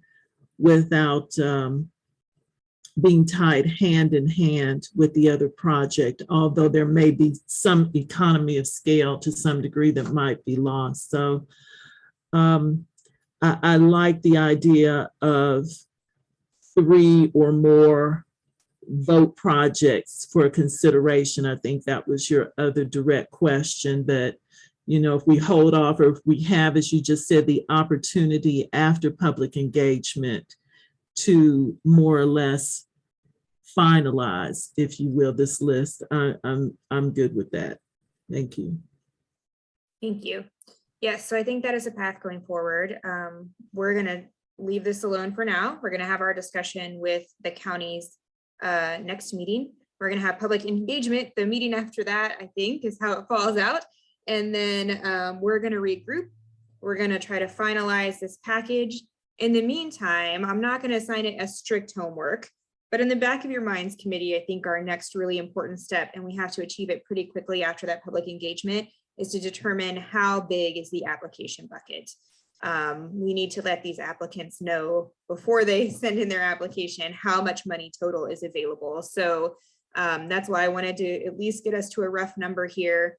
So if you can start thinking in your mind, how much do we want to allocate to that application process? I may assign homework at some future date to help arrive at this number, but I think it's important that that be our next step, because we can't expect people to make application without having any idea how much money might be out there for them to apply for. Commissioner Townsend. Thank you. Again, just to something you said, so I can leave here with a firm understanding of the numbers that we're talking about. I think our CFO is still on. This exercise that we went through a couple of weeks ago with the projects that are still on the screen, I think there was about 35 million, but was that inclusive or not of all of the funds we left, or that was just city funds left or available for distribution? So I think, Kathleen, the question to you is, if we were to adopt exactly what's on the screen, how much money would be left so that people can use that as they're gauging how big that application bucket should be? Right. Well, let me check, and I'll get right back to you. Okay. Perfect. She's going to give us a number, folks, and I will. Or I don't remember offhand. Yeah. No, that's good. And Kathleen, I'm probably going to close out of this spreadsheet. If you could drop those numbers somewhere in the bottom of this revised spreadsheet that's in our file, then people won't have to write it down, and they can go right to the spreadsheet and be able to see what we're spending or what we're proposing to spend and what is left over. That would be really helpful. So I'm gonna stop Okay. share so I can close that out so she can get in it without me disrupting her. Okay. All right, Commissioner Townsend, did you have additional questions? No, that was it. I know on my notes, and as you call it, the queen of the world homework that we had before, I notated it was like 35 million just for that time, but just wanted to clarify that number and what the county number might be, or is that a combination of both? But that was the number I had. Thank you. Yep, that's a very important question. If we're going to figure out what that bucket looks like, we have to know what we have left. All right, so we will get that information and put it into the spreadsheet. Kathleen, if you have it later in the meeting, you can say it out loud as well, but let's make sure we get it in the spreadsheet too, so people can refer back to it easily. Team, I am so proud of how on track we are with the times outlined in our agenda. Go us, because it is 4:24, and at 4:25, we're supposed to talk about community outreach with Ashley, and we are headed over to do that now. Good job. Well done, everyone. Well done. All right, I'm going to share my screen quickly. I wanted to just share with you what we're thinking for the first community engagement. So on March 29th at 5:30 p.m., we're hosting a hybrid workshop. So we hope that there'll be folks who are interested in coming to the municipal building at 701 or 7th Street or Traffic Way, because if you don't say that, you might end up in the wrong town, I have discovered with a pizza delivery.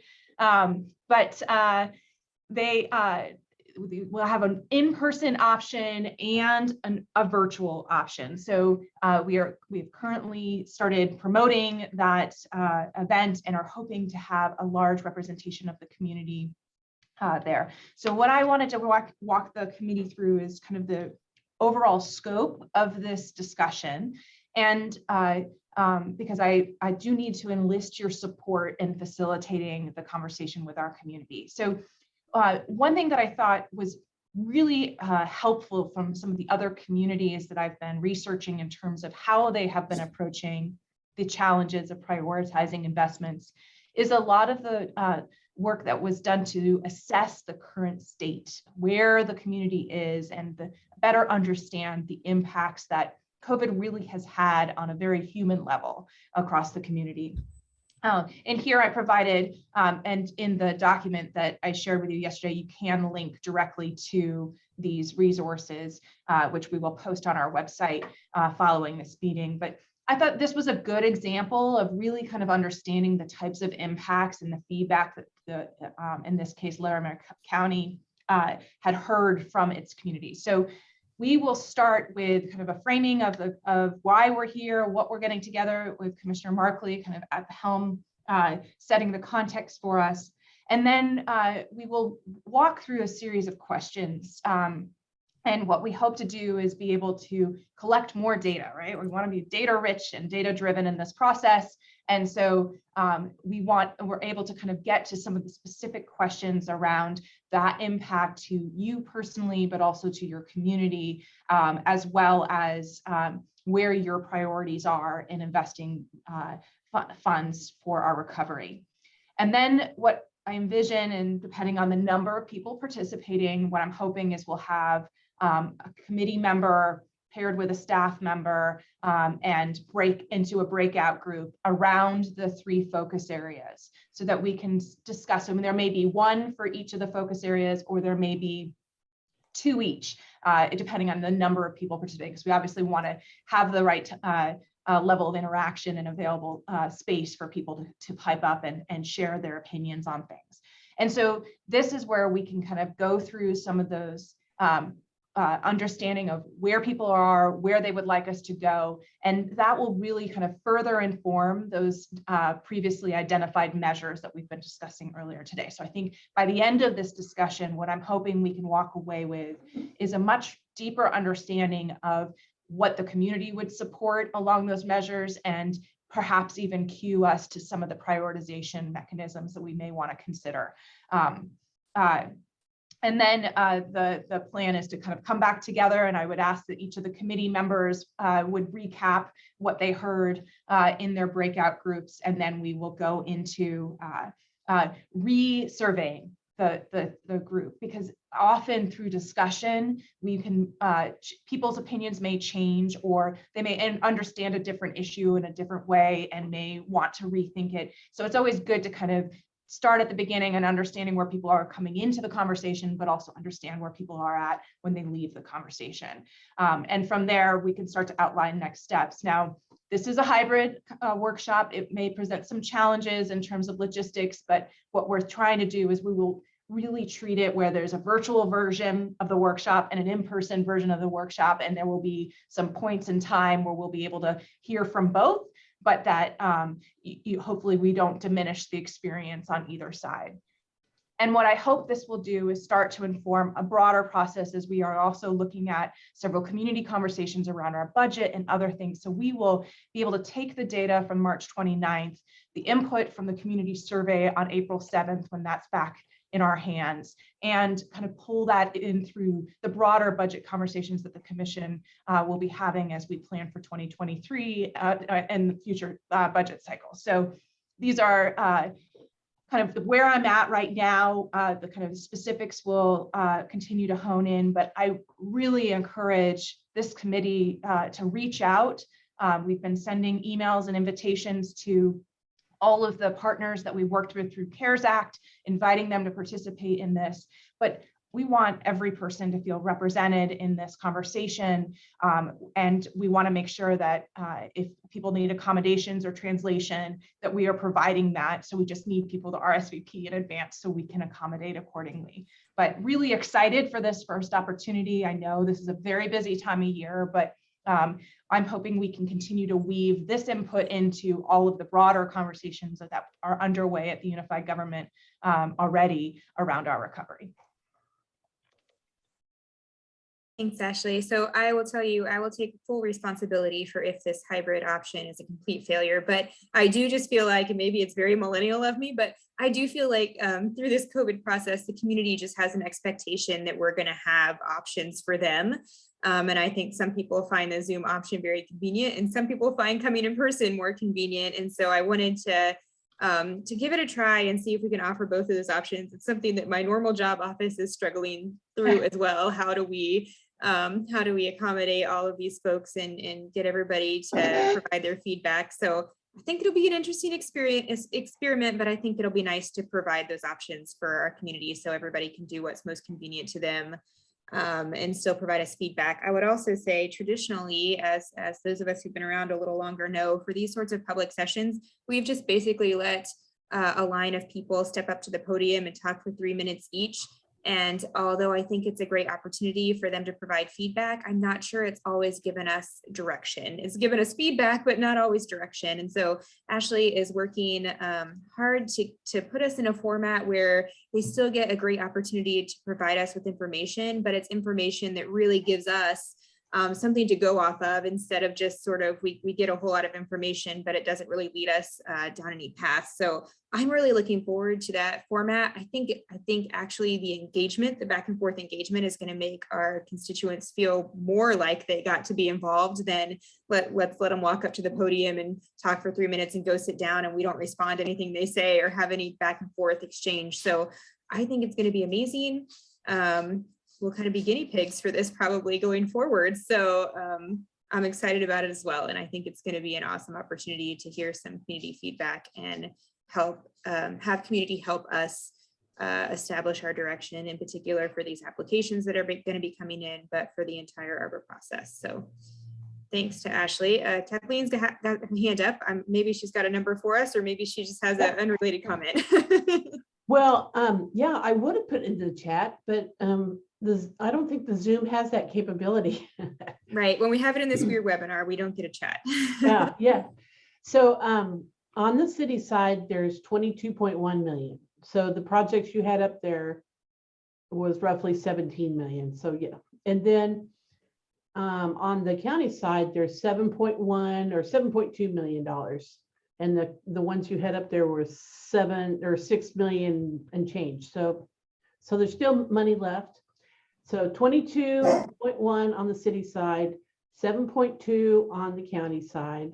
And those amounts do not include the revenue replacement that is left in the in the city and the county general fund. So as we close the books, we're revising the estimate because the estimate is based on, an estimate of actuals. And so as we're closing the books, these numbers are changing a little bit. And right now, I don't want to give you a number, but before I said it was 9.6 million, it's looking like it's going to be a good deal better than that. So, but I want to give you a better number, in another couple weeks. If you would include that revenue replacement, if you would just put the about 9 million or whatever as a separate line item, I just don't want people to lose track of the fact that that is money that's out there, but I also want everybody to remember and be clear that that is an estimate.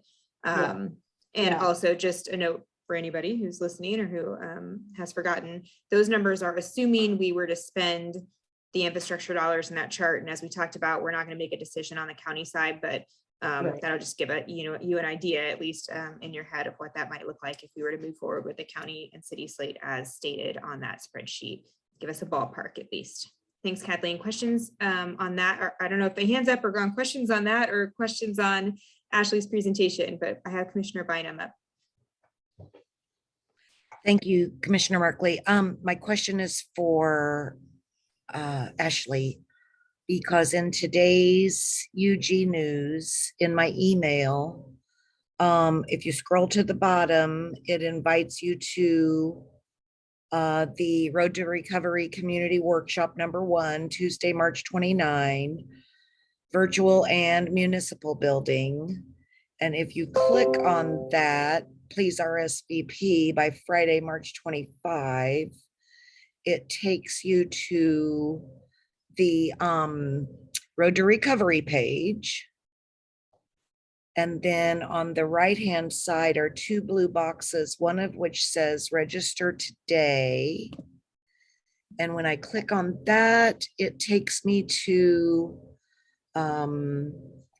now it takes me to the correct place. I'm so sorry. No, Commissioner, I literally was fixing this in the back end, thanks to Matt Kleinman, who's listening in and let me know that there's there was an error there. So it is now correct. Well, fantastic. So I'm going to go ahead and register, even though I'm assuming this is on our calendars. But is there a place here where it says, yes, attending in person or Zoom? Okay. What is our capacity for in person? Where inside City Hall are we holding this meeting? We will be hosting the meeting in the lobby. So I think that gives us some flexibility with capacity. I think the only limitation we'll have is facilitators. So we just need to kind of keep our eyes on that. We'll try to tap other folks across the organization to support this as needed. And so that's where we're trying to push for as many RSVPs as early as possible so that we can really discern, what's our online virtual audience versus our in-person audience. And I also like to bring cookies to meetings, so it makes it a lot easier if I know how many. I'd just like to note for everyone listening, your bait to come in person is there may be cookies. Yes, there may be cookies. There most likely will be cookies. Thank you very much. Thanks, Commissioner. Commissioner Davis. Yeah, so 2 questions or 1 comment, 1 question.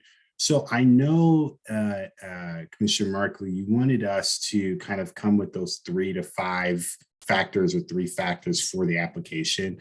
However, if I understand it correctly, both UG departments and nonprofits will be applying through the same application.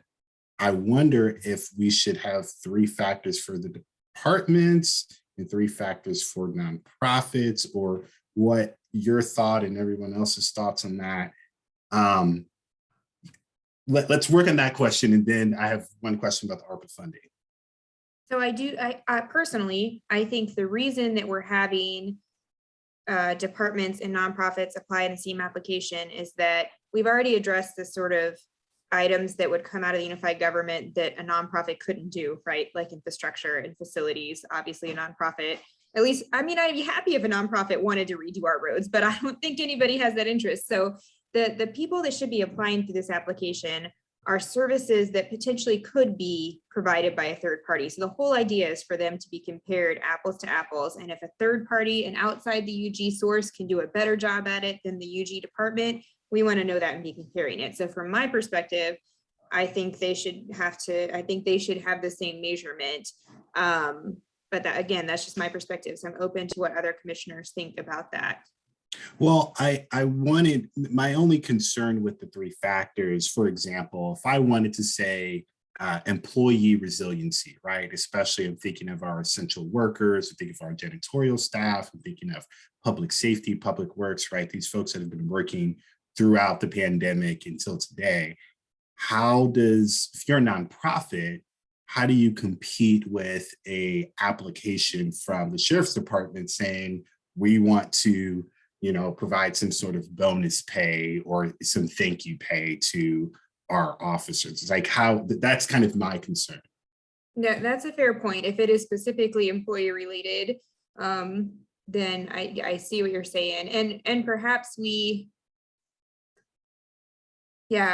perhaps we could weight the internal applications against each other for something like that and exclude the third parties, if that was a factor. I would just say for purposes of the homework, if there is a weighting factor that you think should be used either only internally or only for the nonprofits, just designate it as such when you send it to me. And I think we just have further discussion about that and decide, it could be that it ends up not being on our list and we don't have to make that decision, or it could be that all the commissioners have a weighting factor on there and that we need to decide how to handle that. So I would just say for homework purposes, just note and designate if you think that that is an issue for the item that you're identifying, and we'll figure out how to deal with it from there.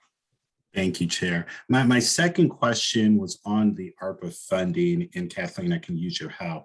If I'm not mistaken, there's $9.6 million in this kind of another bucket in the project remaining balance. I don't know if that's still accurate because I know that we just passed the $3.4 million to the health department, but how does that money play into KCK? Because I know that's coming from KCK.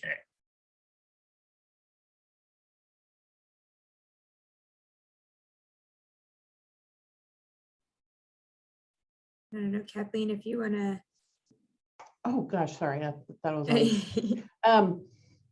So I was saying earlier that 9.6 million was an estimate I provided reluctantly in December, based on, expenditures to date. It was just an estimate at the time.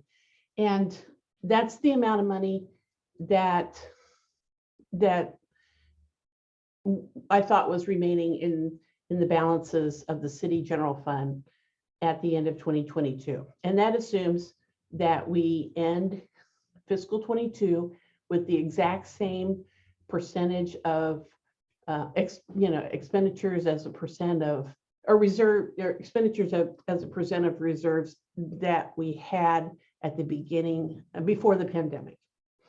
So the 9.6, that's all city general fund. And that was an estimate back in December. And what I'm saying is that in about 3 or 4 weeks from now, when we get the books all nice and closed, I'm going to have another number, and it actually includes, I'm just projecting, it includes not only city, but also county, and it will be larger than that number, more.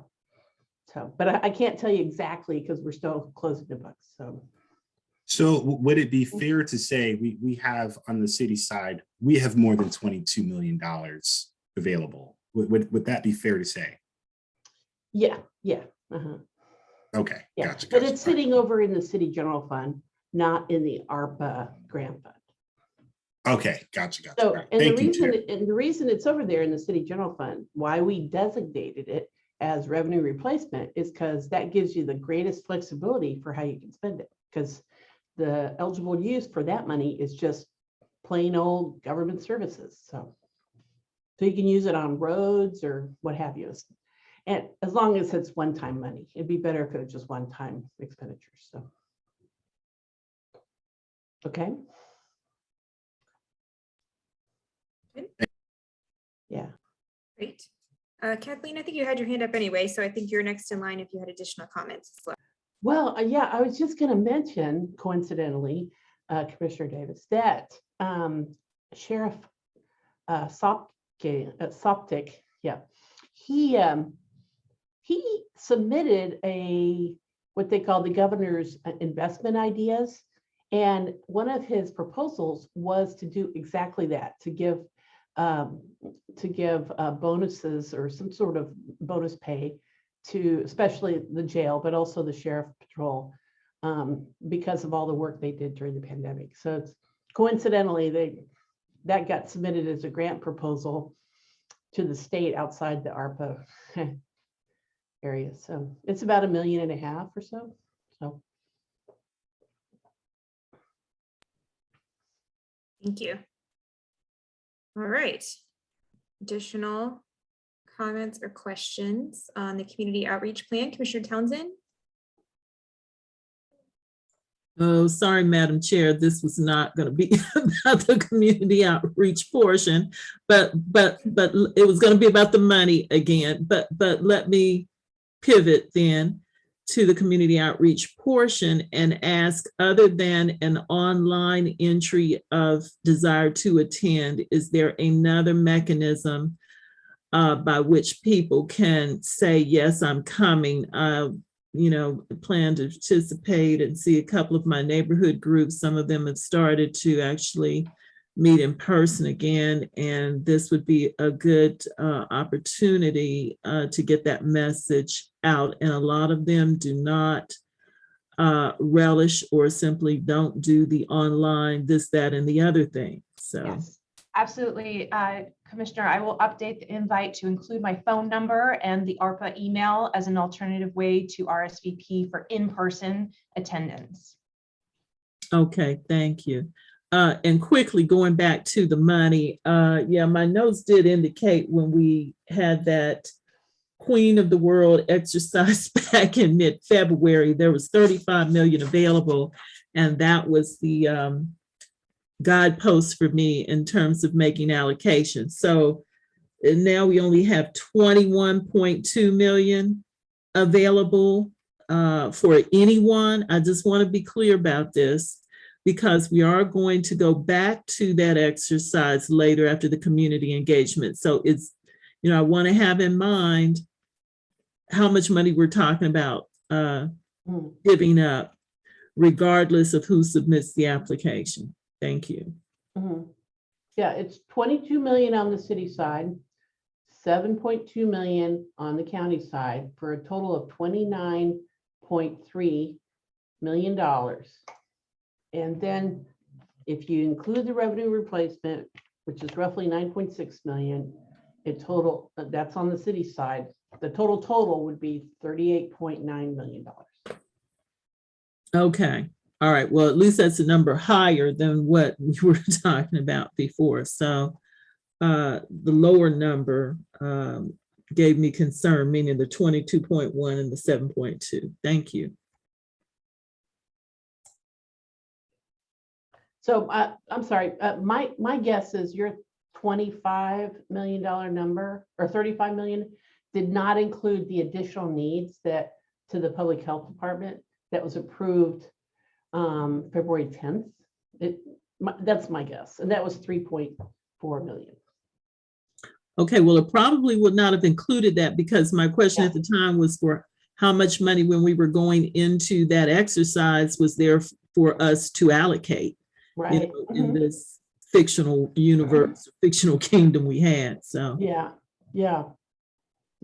But now we have 29.3 million in total. Okay.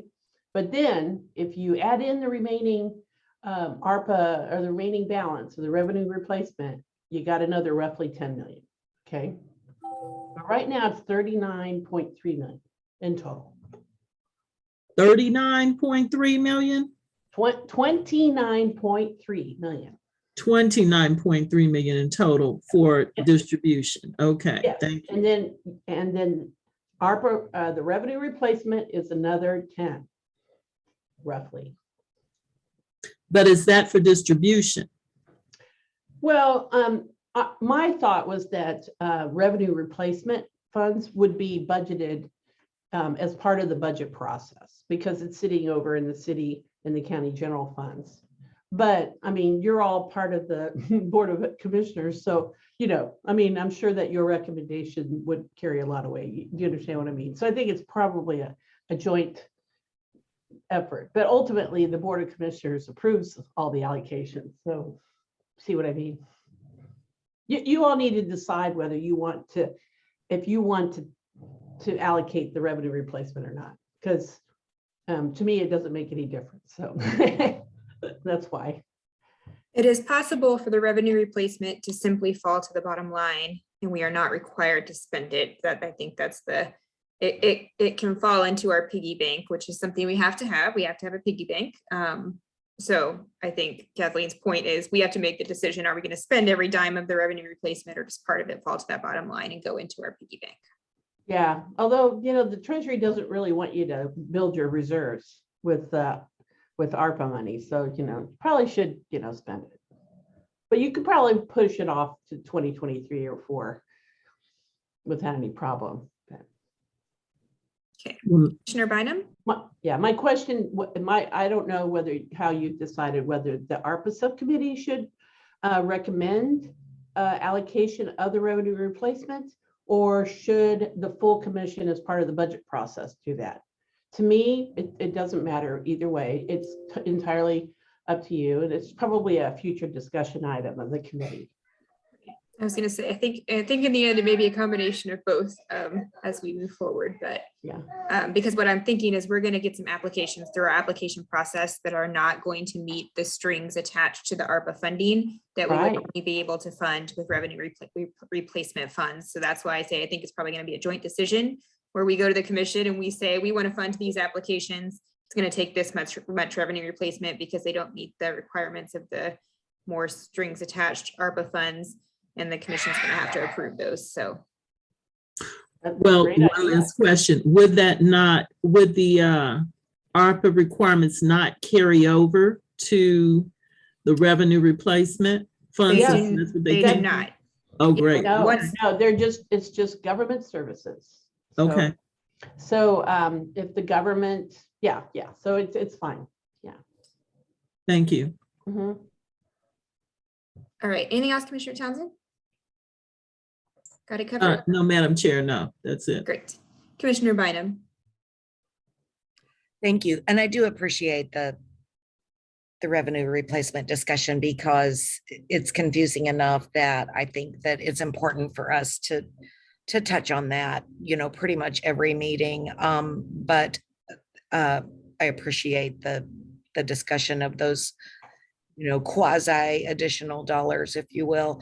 What I was wondering is if we could return to the conversation about the weighting that we will be doing, because if I'm understanding correctly, we have created our 3 buckets: community health and well-being, infrastructure and built environment, and organizational and community resilience. And those are our buckets because those were the goals that we set forward as our 3 focus areas, and each of those is quite broad to me, especially the first one and the third one. So I'm wondering about our conversation with regard to the weighting. Is it possible that we might weight more under community health and well-being than we do infrastructure and built environment? Since we really have yet to have this conversation, I guess I would put forward that that's a distinct possibility, correct? Well, I think realistically, because the infrastructure applications aren't going to go through the application process, like I said, I doubt any nonprofit's going to come forward and say, we'd like to redo your building for you, UG. That's probably almost a separate deal. I think, like you said, those buckets are so broad. What I think we're requiring in the application, everybody has to be in one of those buckets. So if you can't say that your application falls into one of those 3 buckets, you shouldn't be applying, right? They have to fall in a bucket. The question is, which parts of those buckets do we want to give extra points for, if any? And I guess this committee could come forward and say, we're not going to give bonus points for anything. We're not going to weight it differently at all, as long as you fall into those 3 buckets. But as you said, Commissioner Bynum, I think those buckets are so broad. If we don't supply some sort of weighting, I think it's going to be very difficult for us as a committee to cull through all of those applications and come to a conclusion about which ones to fund and which not to fund. Is that helpful? Does that make sense, or does that just make more questions? It is, and I think I might just be, trying to move us to the weighting conversation, which is not going to be today. So, but I think we might each have our own notions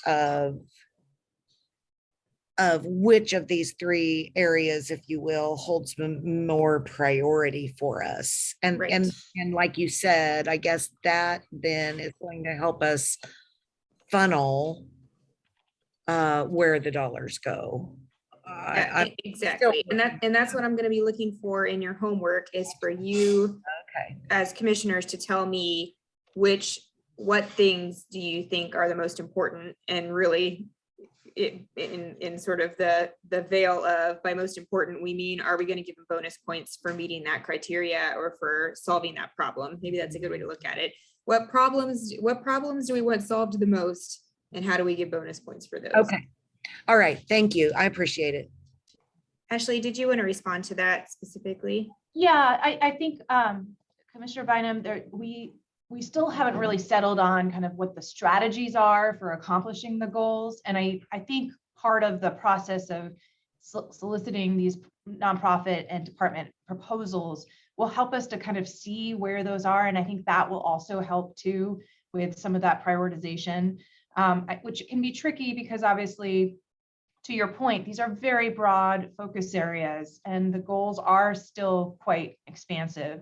So I think it's important for us to kind of keep going back to those goal statements and start putting kind of that the measurable components to it, to make sure that we can really understand what the commission wants to accomplish with these investments. Commissioner Davis? Hi, I know we're almost at time here, so thank you, Chair. Kathleen, I'm still confused on the funding, and so I'd love to, I imagine others may be confused as well. As I understand it, there are 4 categories. We have, and I'm just pulling it up right now, we have revenue replacement for the city, other categories for the city, revenue replacement for the county, other categories for the county. So I have 4 kind of buckets that are there. Can you provide the most updated information on the funding we have left on those 4 buckets? Well, I can send you the PowerPoint that we gave last at the meeting on February 17th. I was going to say, for clarity, Commissioner Davis, do you want the numbers as they currently stand, or what we were asking her for earlier were the numbers with the assumption that we accepted the infrastructure package? So the numbers that she's going to put in that spreadsheet, the infrastructure spreadsheet, are going to be the numbers assuming we accepted exactly what's in that spreadsheet, which is different than the numbers that are currently available. So I just want clarity. Just want to make sure we're all clear on what numbers. Yeah. No, I appreciate that. I think it would be good to get both, just because we haven't made kind of a final decision. But we've heard 22, 29, 38, 36. Oh, God. So I'm not no really idea sure what you're on. asking for, but I've sliced the dollars in various ways so that you can track it. So Kathleen, I would just in say that on that presentation. spreadsheet, can you give what we currently have, then subtract out, if we use that infrastructure money in the way noted on the spreadsheet, what would that be? Not that we couldn't do the minus by ourselves, but just Okay. for Sure. clarity. And then do that for the city, the county, and then note the estimated revenue replacement. I think that will give Okay. us some clarity. Okay, I understand. And the revenue replacement for both the county and the city, because I haven't heard a number for the revenue replacement on the county side. Well, because That's- I'm not giving it to you yet, because we haven't closed the books yet. So- Oh, okay, so gotcha. I'm waiting till we finalize the numbers for our audit before I release the final. So I'm still sticking with the December estimate, which was only city. That's why. Okay, that's gonna But I be, think it's gonna be more. I'm just telling you. okay, that will be fairly complicated for us from a allocation standpoint, because we're not necessarily, if we can even get an estimate, that would just be helpful. But I don't want to say, hey, let's do $10 million for these applications, and then, oh, wait, we can't do $10 million because the numbers didn't come back the way that we thought they would. Right, yeah. Well, and then, let me not further confuse you, but we're waiting on FEMA to give us the reimbursement for the final payments for application number 1. And if they do, and they give us all the money that we applied for, there's going to be more money on the county side freed up. Because there's ARPA money that was spent on stuff that is FEMA reimbursable. So you know, I know it's going to be a moving target a little bit. So. Yeah, that's fine. I think just to the extent that something is an estimate, let's just note it. But we Yeah. have to get some ballpark figures to work with. So we You just bet. need to be cognizant as a committee that we're working with the most recent numbers we have, and those may or may not be final numbers. And I think that's all we can do. It is Thanks, Sharon. everything's a shuffle as we're trying to get things in line here. All right, team, we did great work today. Very proud of us. Not only did we do awesome work, but we're getting done on time, which is even more awesome. So I appreciate it. I am going to send out an email about the homework we discussed today with appropriate information to support your thinking that through. Again, I'm not going to hold it. I'm not going to hold you to the fire. If you say you want to wait something and then the next day you're like, no, that's not really, I changed my mind. That's fine, but it's just going to help me get an idea of what things we need to discuss more as a committee and what things we already agree on. And we can kind of just put those on the list and move on. So it's better than having an hour-long discussion to come to the conclusion that we all agree. So I'll send you that homework. Our next meeting is March 22nd. So I'll look to get that homework before the next meeting. In that meeting, yeah, so you've got a week to work on that deal. Staff, anything else that I need to remind them of, say, or put on the agenda here for us before we end? All right. I just wanted to tell you that I'm putting a number in right now. So if you wanna see Okay, it. thank you. And that is, just to be clear, that number is in our teams area. So if it's in the teams and it's in the other resources folder on a spreadsheet that starts with the word revised in all caps. So if you have any questions about what you're supposed to be looking at, just give me a call. All right, team, thanks so much for your work today. Great job. Ashley, thanks so much for all your effort getting ready for today's meeting. Good progress, and everybody be safe if you have to get out today. Yes. Have a good one. Thank you. Bye, guys.